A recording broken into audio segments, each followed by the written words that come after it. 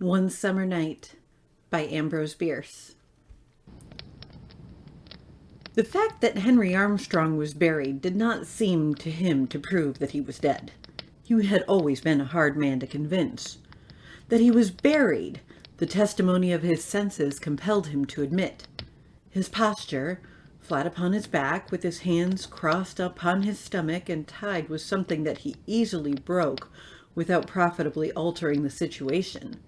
The strict confinement of his entire body, the black darkness and profound silence, made a body of evidence impossible to controvert, and he accepted it without cavil. But dead? No. He was only very, very ill.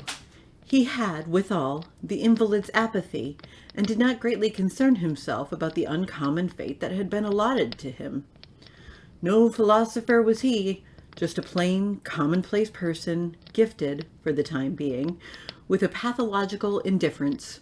The organ that he feared consequences with was torpid.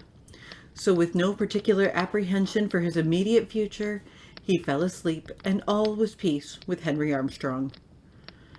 But something was going on overhead.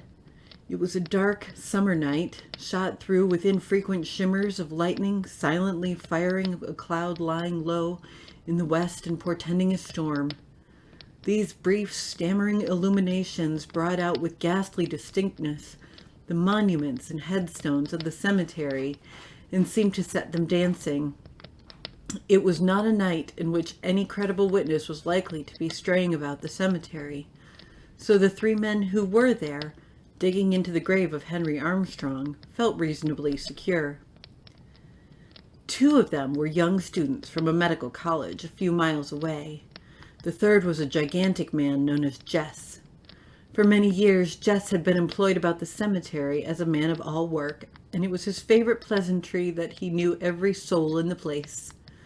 From the nature of what he was doing now, it was inferable that the place was not so populous as its register would have you believe.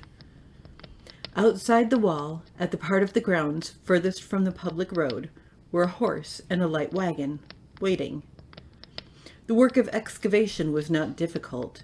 The earth with which the grave had been loosely filled a few hours before offered little resistance and was soon thrown out. Removal of the casket from its box was less easy, but it was taken out, for it was a prerequisite of Jess, who carefully unscrewed the cover and laid it aside, exposing the body in black trousers and a white shirt. At that instant, the air sprang to flame. A cracking shock of thunder shook the stunned world, and Henry Armstrong tranquilly sat up. With inarticulate cries, the men fled in terror, each in a different direction, but nothing on earth could two of them have been persuaded to return.